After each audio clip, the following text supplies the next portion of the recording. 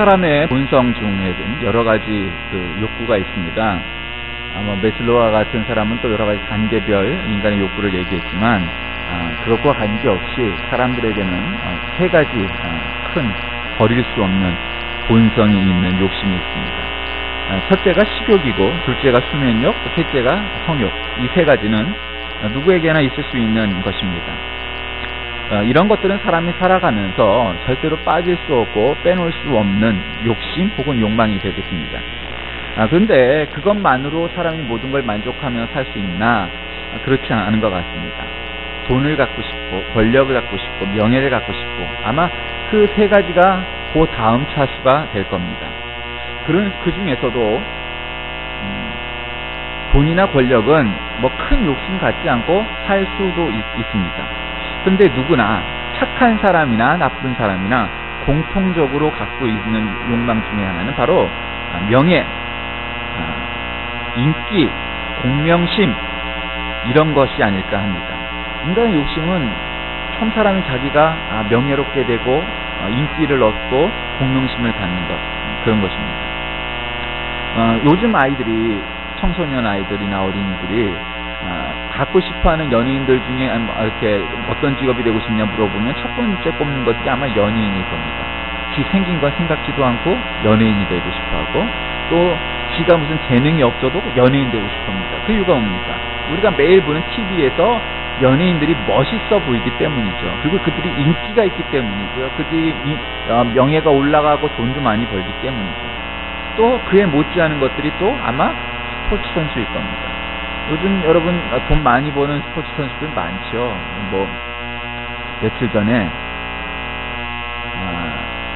바르셀로나에 소속되어 있는 메시가 세계 최고의 연봉 축구 선수가 되었다, 이렇게 발표가 났는데, 그게 야구에 비하면은 아무것도 아닌 것이 돼버리는 그런 액수가 나온 거 버렸습니다.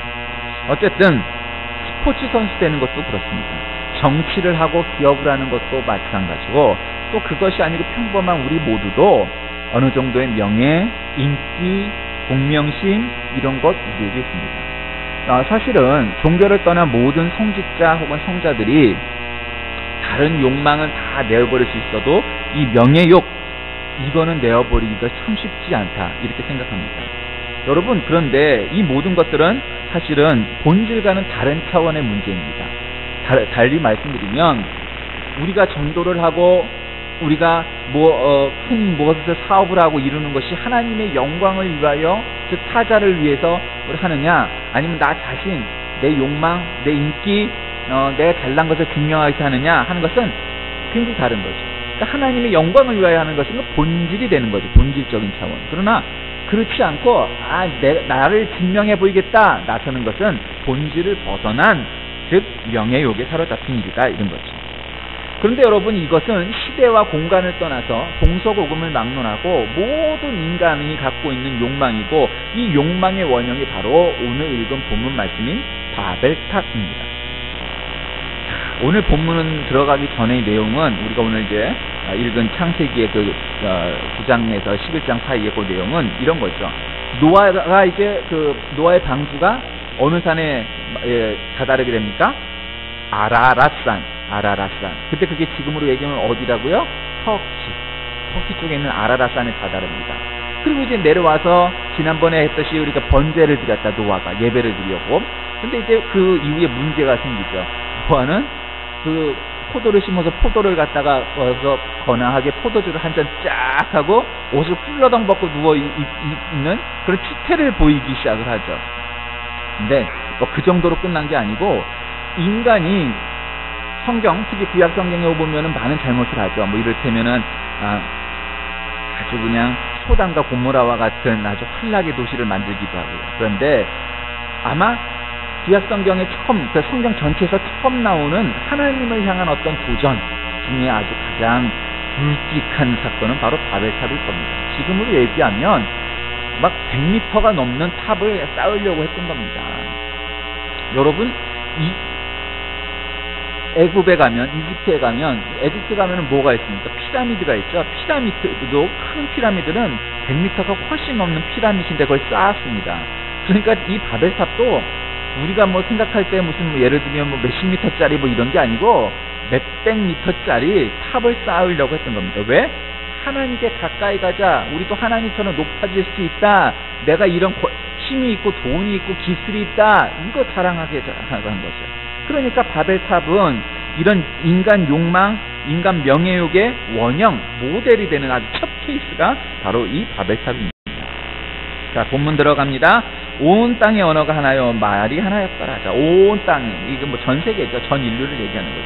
그런데 언어가 하나요, 말도 하나. 이거 옛날에 그 개혁한 성경에는 구음이 하나요, 또 언어가 하나였다 이렇게 나옵니다. 그러니까 이 처음에 나오는 언어는 랭귀지입니다. 예, 구음. 그러니까 한마디로 우리 입술에서 나오는 언어를 얘기하는 거죠. 그다음에 말, 이건 커먼 스피치라고 리빙 성경에도 나와 있습니다. 그러니까 이건 한낱말 이런 말입니다. 어쨌든 뭐 또 굳이 우리가 뭐 신학적으로 이걸 뭐 언어 분석할 필요가 없이 하여튼 말이 하나 있다는 겁니다. 그러니까 전 세계에 흩어진 사람들이 단 한 가지 언어를 썼다는 거죠. 그럼 이 언어가 또 뭐냐?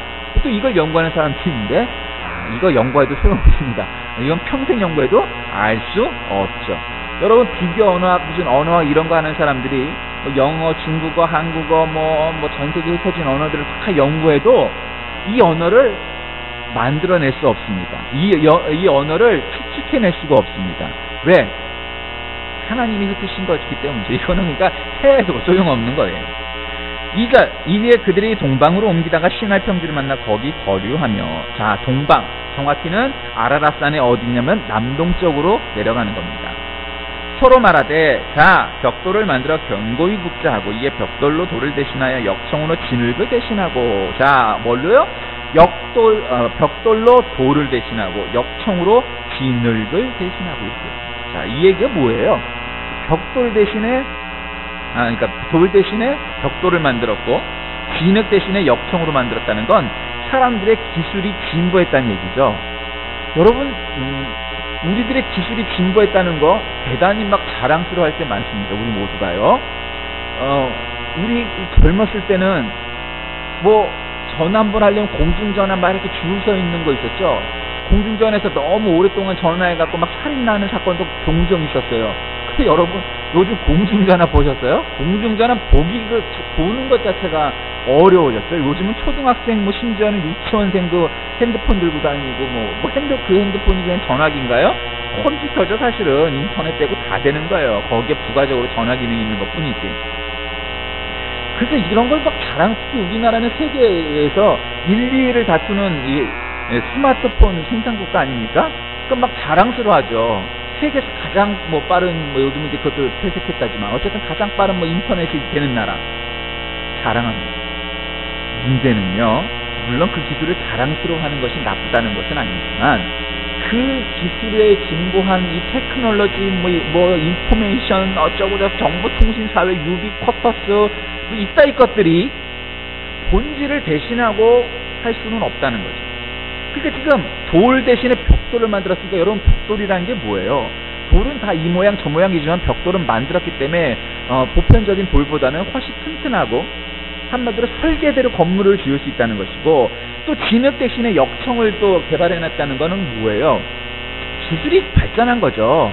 그러니까 이제 테크놀로지 사회가 된 거예요. 한마디로 기술을 갖춘 거예요. 여기는 옛날처럼 이렇게 무식하게 구석기 신석기 시대처럼 사는 게 이제 그런 게 아니고, 한마디로 말하면 이제는 청동기 시대고 철기 시대가 왔다, 이런 식으로 기술의 진보를 자랑스러워하는 거죠.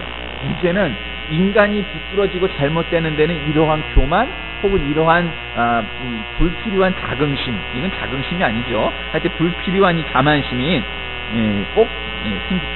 4절, 또 말하되 성읍과 탑을 건설하여 그 탑 꼭대기를 하늘에 닿게 하여 우리 이름을 온 주민의 흩어짐을 이름을 내고 온 주민의 흩어짐을 면하자 하였더니, 자, 탑 꼭대기 성읍을 짓죠. 자, 성읍은 이제 도시예요. 요즘으로 말하면 시티죠, 시티. 탑은 밑달이란 말인데, 여러분 탑을 높게 짓는 건 뭐죠? 이 교만을 나타내는 거야, 한마디로. 여러분 예전에 타워링이라는 영화 보셨을 거예요. 그때 타워링의 주인공이 찰스 웨스턴인가? 찰스 웨스턴인가? 갑자기 하여튼 그 주인공이 이런 얘기를 하죠. 인간은 참 어리석다, 이런 대목이 나와요. 오래전 영화지만 기억하는 대목이 이거죠. 인간의 이 소방 기술은 12층인가 15층까지밖에 불을 끌 수가 없대요. 그런데 건물은 100층이 넘는 건물을 짓는 거예요. 여러분 엠파이어 스테이트 빌딩이 우리는 상상할 수도 없는 20세기 초인가요? 19세기 말인가 그때 지은 거죠. 100층이 넘는 빌딩을. 그런데 사람의 소방 능력은 10층 뭐 요즘에 좀 좋아졌으니까 지금이야 뭐 한 20층 뭐까지 뭐 불을 끌 수가 있겠지만 불을 끌 수 있는 능력은 100층짜리 불을 끌 수가 없대요. 그런데 불을 끌 수 있는 능력은 10층, 20층, 기껏 해봐야 30층인데 건물은 100층짜리 짓는다는 거죠. 이게 누구의 모습이에요? 나의 모습. 이게 인간의 모습이에요. 10층짜리 소방 기술을 가지고 있는데 건축 기술은 100층짜리 갖고 있는 거예요. 그러니까 100층짜리 짓는 거예요. 불 끌 능력도 없으면서. 이게 우리의 모습이고 나의 모습이고. 우리 이름을 내고 여기 아주 딱 정확히 나오죠. 우리 이름을 내고 이름을 내자 이거야. 온 지면에 흩어짐을 면하자. 이게 뭐예요? 하나님이 아마 여기 성경에는 구체적으로 나오진 않지만 몇 차례 경고를 하셨겠죠. 너희들 그러다 흩어진다. 너희들 그러다가 쫓겨난다. 너희들 그렇게 살다가는 안 된다. 혼난다. 그렇게 권면을 하셨었겠죠. 그렇죠? 성경에 구체적으로 나오진 않아요. 그러니까 우리 이름을 내고, 또 여기 지동자가 있었을 거예요. 우리가 이런 기술이 있다. 요즘 우리나라에도 히어로 영화가 와서 뭐 찍어갖고 그러는데 뭐 5월달에 뭐 개봉한다고 또 뭐 그러더죠. 그런 것들이. 그런 히어로 영화를 보세요. 꼭 악당들이 보면 이런 테크놀로지, 기술을 가지고 히어로와 시민들을 괴롭히죠. 그렇죠? 꼭 그런 거 나와요. 이 사람들도 우리 이름을 내고, 모든 사람의 이름이 아니고요. 이거는 어떠한 사람이나 그룹의 공동체 이름이었을 거예요. 이름을 내고 온 지면에 흩어짐을 면하자. 그랬던 거죠. 그러니까 5절에 보니까 여호와께서 사람들이 건설하는 그 성과 탑을 보려고 내려오셨더라. 여러분, 하나님이 우리의 모습을 물론 하늘에서도 보실 수 있죠. 그러니까 내려오셨더라 하고 이 표현하는 건 뭐예요? 자세히 보셨다는 거죠. 이렇게 뭐하나 이게 뭐하노 하고 보셨다는 거죠. 한번 가만 보자 이렇게 하셨다는 거죠. 여러분, 하나님이 우리를 바라보시고 대적으로 보실 때는 우리가 인지하지 못해도 우리를 자세히 보시고 면밀히 보시고 세밀히 보시는 하나님이신 믿으시길 바랍니다.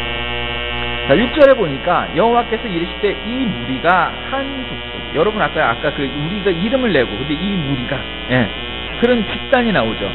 이런 건 뭐예요? 원래 이제 암이라는 히브리어인데 이게 이 무리라는 거 사람의 죄라는 건요.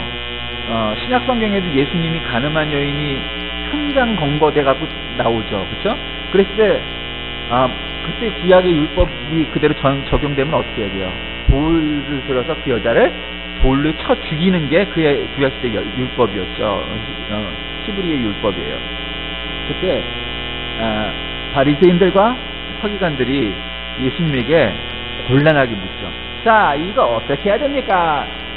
찍어 죽이면 너는 모세보다도 낮은 그냥 모세의 하류 인생이 되는 거고, 이걸 거부하면 너는 반신앙분자가 되는 거다. 그때 예수님이 지혜롭게도 뭐라고 답하시죠? 죄 없는 자가 먼저 돌을 들어 치라. 그랬더니 슬그머니 돌을 내놓고 사람들이 도망갔더라. 이것이 그 가늠한 여인이 붙잡혀왔을 때의 사건이죠.